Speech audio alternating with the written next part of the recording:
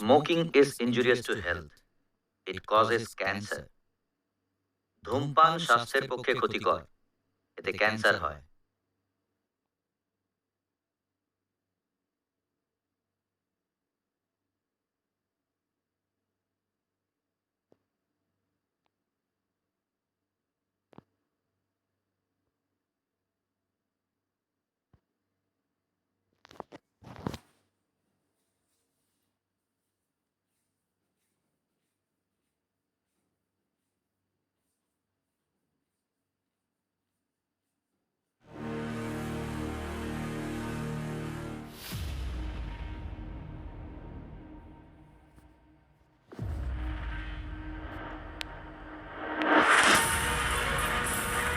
আমরা রাক্ষসের বিষয় শুধু শুনে এসেছি, প্রথমবার তাকে চোখেও দেখলাম। ওর কোনো খবর যেন পাবলিক জানতে না পায়। আমি ইতিহাসের পাতায় ওর নাম দেখতে চাই না। আমার অর্ডার, আর্মিকে ডিপ্লয় করা হোক। এই দেশের সব থেকে বড় ক্রিমিনালকে মারার জন্য আমি ডেথ ওয়ারেন্ট জারি করছি।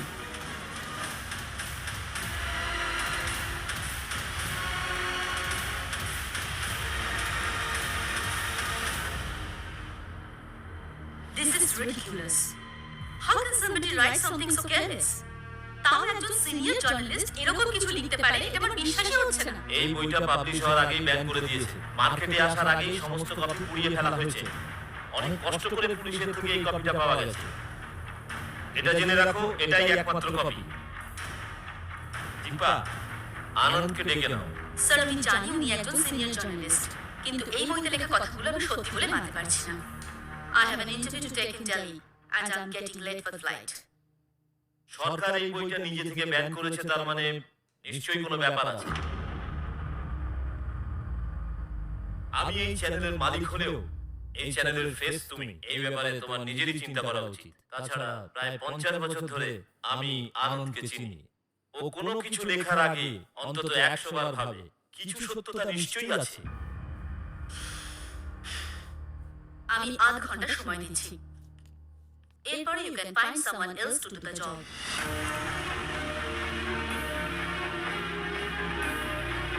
আচ্ছা শোনো, এই ইন্টারভিউটাকে আর্কাইভ রুমে সেট করো। ঠিক আছে, সবাইকে বাইরে বার করে দাও। বাইরে বেরো, গুন্ডা খালি করো, তাড়াতাড়ি। কেউ যেন কিছু জানতে না পারে। Okay sir. Hello.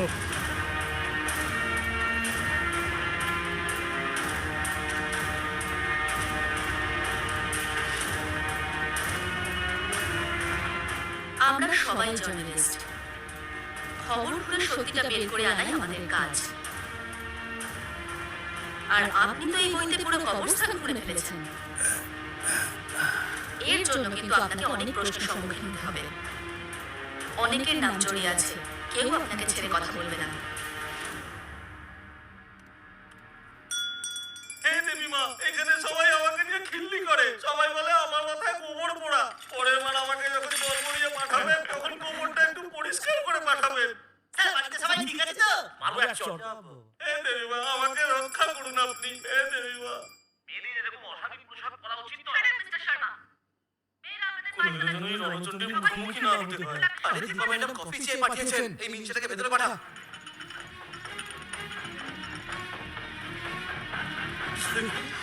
Based own true story হিসেবে আপনি এটা লিখেছেন। কোনো প্রমাণ আছে আপনার কাছে? লোক এগুলো কেন করবে? পড়লেও কি বিশ্বাস করবে? ওই বইটা একবার দিন।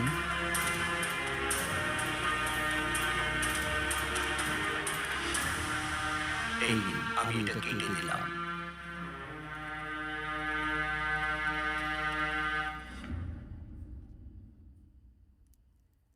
এখন তো পড়বেন। এলডোরাডোর মানে জানেন? You mean the lost city of gold? হাজার হাজার বছর ধরে কত রাজাই না তার সামরিক বাহিনী হারিয়েছে এই ভেবে যে সে সোনার শহর খুঁজে পাবে, কিন্তু কেউ কিচ্ছু পায়নি। কিন্তু কেউ যদি খুঁজে পেত, সে পৃথিবীর সবচেয়ে শক্তিশালী রাজা হতো, তাই না? Possibly. ওই বইটাতে সেরকমই একজনের কথা লেখা আছে। এটা কিন্তু কোনো কল্পনা নয়, এটা সত্যি প্রমাণ করার জন্য পৃথিবীতে শুধু একটাই প্রমাণ আছে। মাটির নিচে হারিয়ে যাওয়া একটা শক্তিশিলা। শক্তিশিলা? সেটা কোনো নদীর ধারে পড়ে থাকা নুড়ি পাথর নয়। ওই পাথর ভেঙে মানুষ তার ছবি বানিয়েছে। নিশ্চয়ই সে এমন কিছু করেছে। ওই শক্তিশিলা মাটির যত নিচেই হারিয়ে যাক, আমি খুঁড়ে ঠিক বের করব। I want to see it. The stone, if it exists. Get an excavation team ready. যতই খরচা হোক না কেন, let's dig it out. Yes, ma'am. বলুন, কোথায় পাঠাতে হবে? কোথায় আছে আপনার এই শক্তিশিলা? কোথায় আছে আপনার এই এলডো রাজো?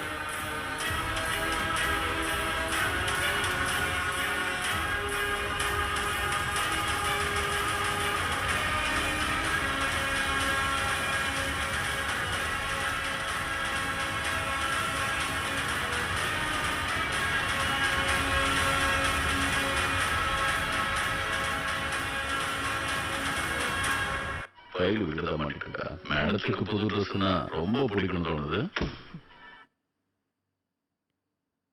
বাইদর থেকে গরুর গাড়ি করে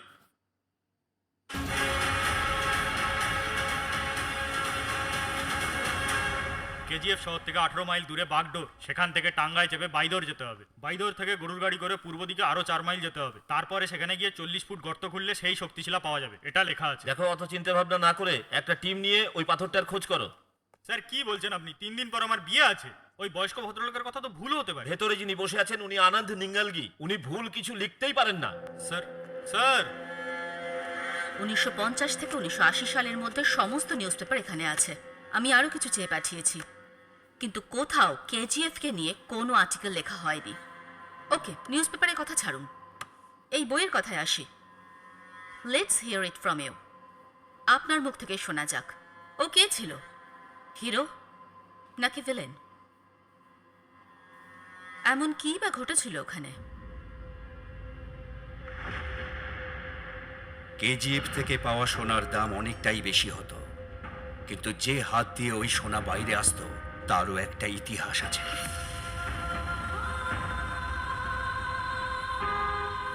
পৃথিবীতে বেশিরভাগ সোনাই হঠাৎ করেই পাওয়া যায়। 1951 সালে কেজিএফ শহর থেকে 18 কিলোমিটার দূরে যখন কৃষকরা ওখানে কুয়ো খুঁড়ছিল, তখন তারা একটা অদ্ভুত পাথর হাতে পায়। তার ইনভেস্টিগেশনের জন্য সরকারি অফিসাররাও যায় সেখানে, আর তাদের সাথে সূর্যবর্ধনও ছিল। ব্যাস ব্যাস, হয়ে গেছে হয়ে গেছে।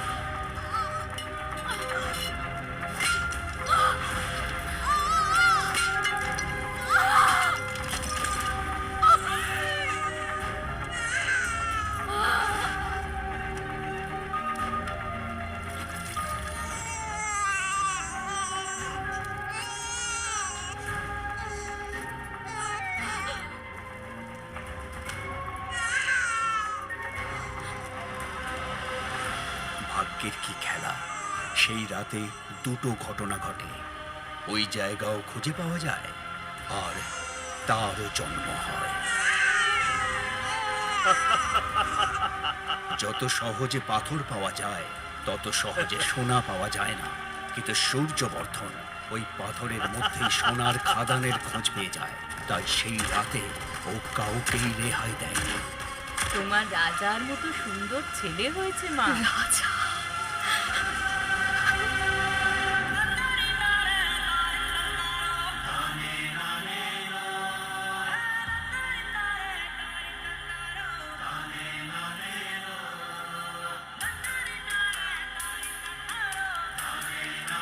বিনা বাপের সন্তান মায়ের উপর বোঝ হয়ে দাঁড়ায়, আমি কি একটু সাহায্য করব?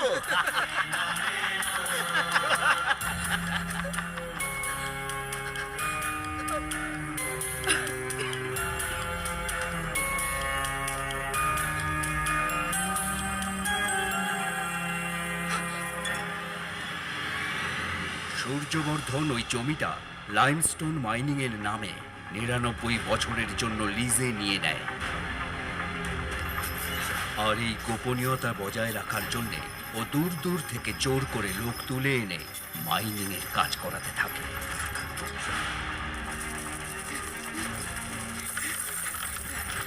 বাবা, তোমার মাকে বাঁচানোর জন্য এই টাকাটা অনেক কম।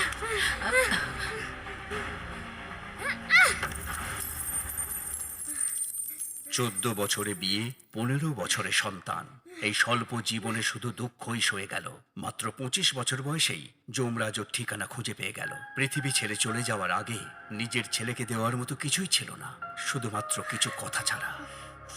সবাই বলে যে টাকা না থাকলে শান্তিতে বাঁচা যায় না, কিন্তু কেউ বলে না যে টাকা না থাকলে শান্তিতে মরাও যায় না। তুই আমায় একটা কথা দে, তুই কিভাবে জীবন কাটাবি তা আমি জানি না, কিন্তু মরার আগে এই পৃথিবীর সবচেয়ে ধনী আর ক্ষমতাশালী হয়ে মরবি। কথা দিলাম আমি সবার থেকে বেশি পয়সাওয়ালা হব মা।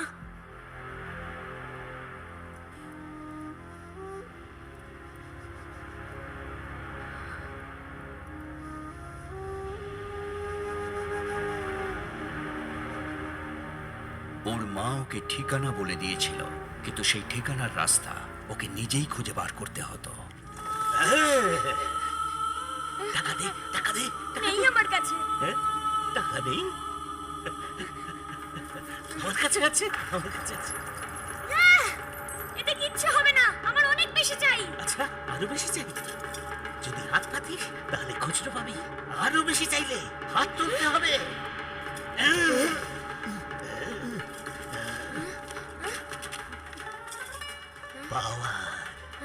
পাওয়ার থাকলেই নোট আসবে। পাওয়ার? সেটা কোথায় পাবো? শক্তিশালী লোকেরা শক্তিশালী জায়গা থেকেই আসে। এই স্বপ্নকে সাথে নিয়ে ও স্বপ্নের নগরী বম্বেতে এসে পৌঁছয়। এটা আমার জায়গা। বম্বে ছিল সোনার কালোবাজারির প্রধান ঠিকানা, আর এই ঠিকানার মালিকানা কবজা করতে দুবাইয়ের ইনায়েত খালিল আর বম্বের শেখটির মধ্যে সব সময় যুদ্ধ লেগেই থাকত। এই দুজনের লড়াইয়ের মাঝখানে একজন তৃতীয় ব্যক্তি প্রবেশ করে, যার চটির সাইজ ছোট হলেও চলার রাস্তা ছিল অনেক লম্বা। চল, বল তোর নাম বল। রাজা কৃষ্ণাপ্পা বেরিয়া। বম্বেতে বড় নাম রাখলে কেউ বড় হয়ে যায় না, বড় হতে গেলে বড় কাজ করতে হয়। যা।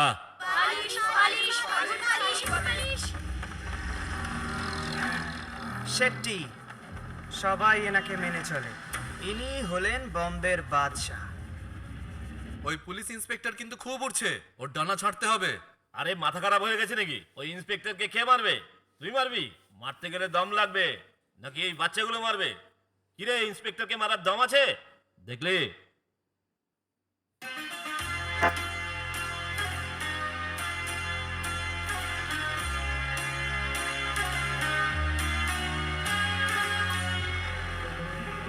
শালা বাপের বেটা পাওয়া গেল তাহলে। আসলাম ভাই মজা করে বলেছিল, চল এখান থেকে চল চল। ব্যবসা তো বন্ধ করেই দেবো, থানায় নিয়ে গিয়ে হাত পা আলাদা করে ভাঙবো। না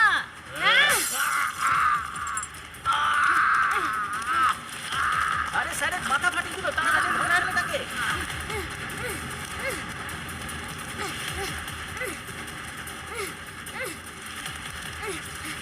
দাঁড়িয়ে পড়লি কেন?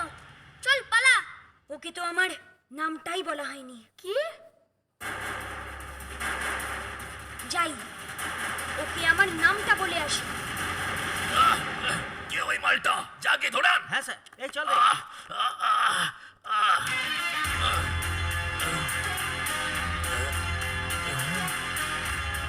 মাল না, আমার নাম রকি। মনে থাকবে তো? রকি! দাদা, ও আমার ছেলে দাদা। আমি ওর সাথে ইয়ার্কি করছিলাম, কিন্তু ও সত্যি গিয়ে মেরে দিল। মাথা খাস না, আমি ছেলেটাকে পুলিশের হাত থেকে ছাড়িয়ে এনেছি। এই, কোথায় গিয়েছিলিস রে তুই? নিজের নাম বলতে গিয়েছিলাম। ওই পুলিশ অফিসারকে কেন মেরেছিস? কাউকে মারলে পুলিশ খোঁজ করে, আর যদি পুলিশকেই মারি তাহলে তোমার মতো ডনেরা খোঁজ করবে। এই, কি চাইছিস রে তুই?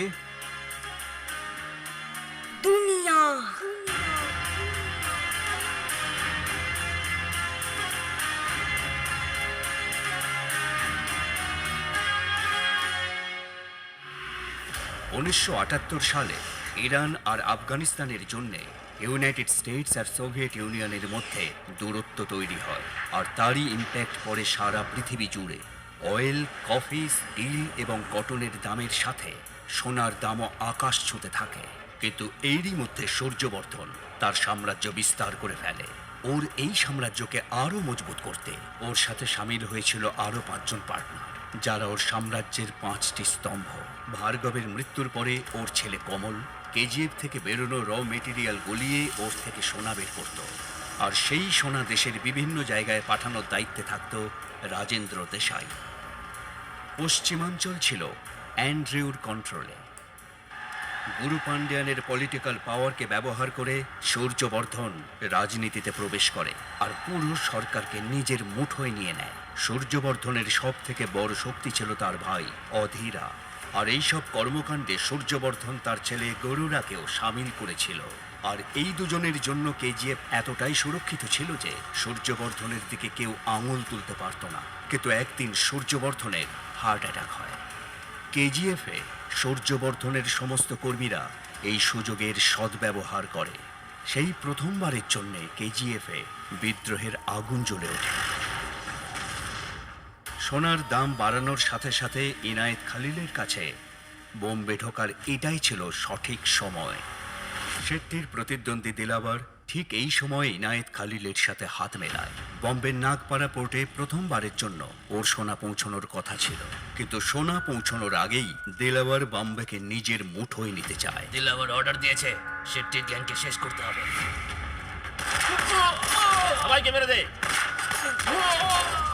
আমাদের ছেলেকে তুলে নিয়েছে, জানে তো কার সাথে পাঙ্গা নিচ্ছে ও। স্বাধীনতার পর প্রথমবার বোম্বেতে হাই অ্যালার্ট জারি হলো। দিলাবার বম্বে পোর্টকে নিজের কবজায় নিয়ে নিচ্ছিল, কিন্তু সামনেই ওর জন্য এক সমস্যা অপেক্ষা করছিল। যদি রকি চলে আসে?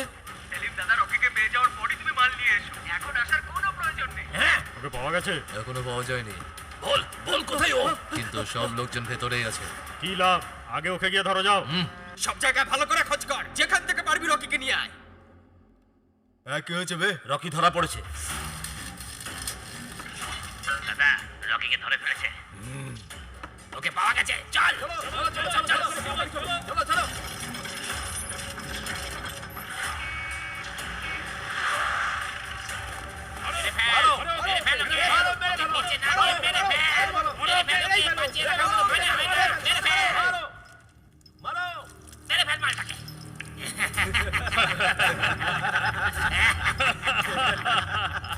আমার বাবা সবসময় আমাকে এটা বলে যে বাবা, ঝড়ের সাথে কোনোদিনও পাঙ্গা নিতে নেই। এই শোন, বাবাকে বলে দে যে তোমার ছেলে ঝড়কেই ঝুলিয়ে দিয়েছে। কি হয়েছে রে আসলাম?